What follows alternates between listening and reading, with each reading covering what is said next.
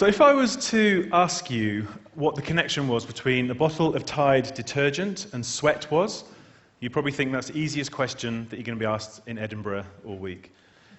But if I was to say that they're both examples of alternative or new forms of currency in a hyper-connected, data-driven global economy, you'd probably think I was a little bit bonkers. But trust me, I work in advertising. And I am going to tell you the answer, but obviously after this short break.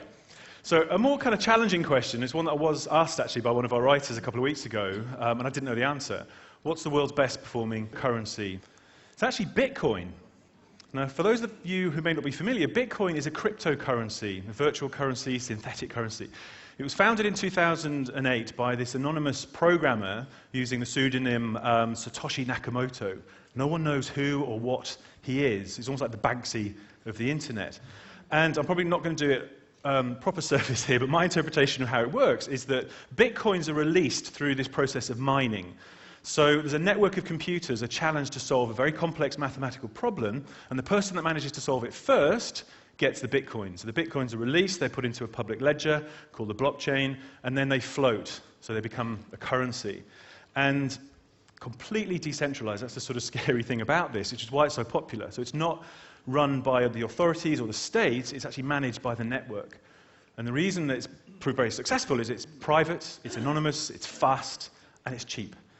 And you do get to the point where there's some wild fluctuations with Bitcoin. So in one level, it went from something like $13 to $266, literally in the space of 4 months, then crashed and lost half of its value in 6 hours. And it's currently around that kind of $110 mark in value. But what it does show is that it's sort of gaining ground, it's gaining respectability. You get services like Reddit and WordPress are actually accepting Bitcoin as a payment currency now. And that's sort of showing you that people are actually placing trust in technology, and it sort of started to trump and disrupt and interrogate traditional institutions and how we think about currencies and money. And that's not surprising if you think about the basket case that is the EU. I think there was a Gallup survey out recently that said something like, in America, trust in banks is at an all-time low. It's something like 21%. And you can see here some photographs from London where Barclays sponsored the City Bike Scheme. And some activists have done some nice piece of guerrilla marketing here and doctored the slogans. Subprime peddling, Barclays takes you for a ride. These are the more polite ones I could share with you today. But you get the gist. So people have really started to sort of lose faith in institutions. And there's a PR company called Edelman that do this very kind of interesting survey every year, precisely around trust and what people are thinking. And this is a global survey, so these numbers are global. And what's interesting is that you can see that sort of hierarchy is kind of having a bit of a wobble, and it's all about heterarchical now. So people trust people like themselves more than they trust corporations and governments. And if you look at these figures for sort of the more developed markets like UK, Germany and so on, they're actually much lower. And I find it sort of scary. People are actually trusting business people more than they're trusting governments and leaders. So what's starting to happen? If you think about money, if you sort of boil money down to an essence, it is literally just an expression of value, an agreed value. So what's happening now in the digital age is that we can sort of quantify value in lots of different ways and do it more easily. And sometimes the way that we quantify those values, it makes it kind of much easier to create new forms and valid forms of currency. In that context, you can see that networks like Bitcoin suddenly start to make a bit more sense. So if you think we're starting to sort of question and disrupt and interrogate what money means, what our relationship with it is, what defines money, then the ultimate kind of extension of that is there a reason for the government to be in charge of money anymore? And so obviously I'm looking at this through a marketing prism. So from a brand perspective, brands literally stand or fall on their reputations, and you think about reputation has now become a currency. Reputations are built on trust, consistency, transparency. So if you've actually decided that you trust a brand, you want a relationship, you want to engage with a brand, you're already kind of participating in lots of new forms of currency. So you think about loyalty. Loyalty essentially is a microeconomy. You think about the reward schemes, air miles. And the Economist said a few years ago that there are actually more unredeemed air miles in the world than there are dollar bills in circulation. When you are standing in line in Starbucks, 30% of transactions in Starbucks on any one day are actually being made with Starbucks star points. So that's the sort of Starbucks currency staying within its ecosystem. And what I find interesting is that Amazon has recently launched Amazon Coins. So admittedly, it's a currency at the moment that's purely for the Kindle, so you can buy apps and make purchases within those apps. But you think about Amazon, you look at the trust barometer that I showed you, where people are starting to trust businesses, especially businesses that they believe in and trust, more than governments. So suddenly you start thinking, well, Amazon potentially could push this. It could become a natural extension that, as well as buying stuff, take it out of the Kindle, you could buy books, music, real-life products, appliances and goods and so on. And suddenly you're getting Amazon as a brand is going head-to-head with the Federal Reserve in terms of how you want to spend your money, what money is, what constitutes money. And I'll get you back to Tide, the detergent now, as I promised. This is a fantastic article I came across in New York Magazine where it was saying that drug users across America are actually purchasing drugs with bottles of Tide detergent. So they're going into convenience stores, stealing Tide, and a $20 bottle of Tide is equal to $10 of crack cocaine or weed.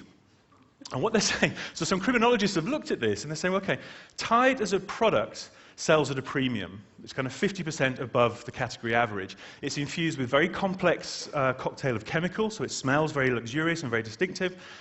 And being a Procter & Gamble brand, it's been supported by a lot of mass media advertising. So what they're saying is that drug users are consumers too. So they have this kind of, in their neural pathways, when they spot Tide, there's a shortcut. Say, that is trust, I trust that, that's quality. So it becomes this unit of currency which the New York Magazine described as a very oddly loyal crime wave, brand loyal crime wave. And criminals are actually calling Tide liquid gold. Now, what I thought was funny was a reaction from the P&G spokesperson that said, obviously tried to sort of dissociate themselves from drugs, but said that it reminds me of one thing, and that's the value of the brand has stayed consistent. Which backs up my point and shows he didn't even break a sweat when he said that. So that brings me back to the connection with sweat. In Mexico, Nike have run a campaign recently called literally Bid Your Sweat. So you think about, these Nike shoes have got sensors in them, or you use a Nike fuel band that basically tracks your movement, your energy, your calorie consumption. And what's happening here, this is where you've actually elected to join that Nike community. You've bought into it. They're not advertising loud messages at you, and that's where advertising has started to shift now, is into things like services, tools, and applications. So Nike is literally acting as a well-being partner, a health and fitness kind of partner and service provider. So what happens with this is they're saying, right, you have a data dashboard. We know how far you've run, how far you've moved, what your calorie intake, all that sort of stuff. What you can do is, the more you run, the more points you get. And we have an auction where you can buy Nike stuff, but only by proving that you've actually used the product to do stuff. And you can't come into this. This is purely for the community that are sweating using Nike products. You can't buy stuff with pesos. This is literally a closed environment, a closed auction space. In Africa, airtime has become literally a currency in its own right. People are used to, because mobile is king, they're very, very used to transferring money, making payments via mobile. And one of my favorite examples from a brand perspective going on is Vodafone, where in Egypt, lots of people make purchases in markets and very small independent stores. Loose change, small change is a real problem. And what tends to happen is you buy a bunch of stuff, you're due, say, like 10 cents, 20 cents in change. The shopkeepers tend to give you things like an onion or an aspirin or a piece of gum because they don't have the small change. So what Vodafone came in and saw this problem, this consumer pain point, and they created some small change, which they call FACA, which literally sits and is given by the shopkeepers to people, and it's credit that goes straight onto their mobile phone. So this currency becomes credit, which again is really, really interesting.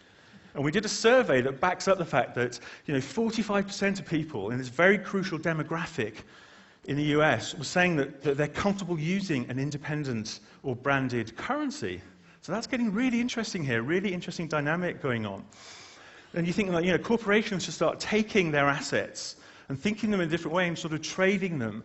And it's, you think, is it much of a leap? It seems like far-fetched, but when you think about it, in America in 1860, there were 1,600 corporations issuing banknotes. There were 8,000 kinds of notes in America. And the only thing that stopped that, the government controlled 4% of the supply, and the only thing that stopped it was a civil war breaking out, and the government suddenly wanted to take control of the money. So government, money, war, nothing changes there then. So what I'm going to ask is basically, is history repeating itself? Is technology making paper money feel outmoded? Are we decoupling money from the government? You think about brands are starting to fill the gaps.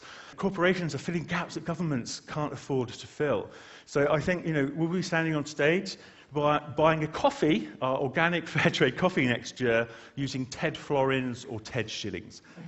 Thank you very much. Thank you.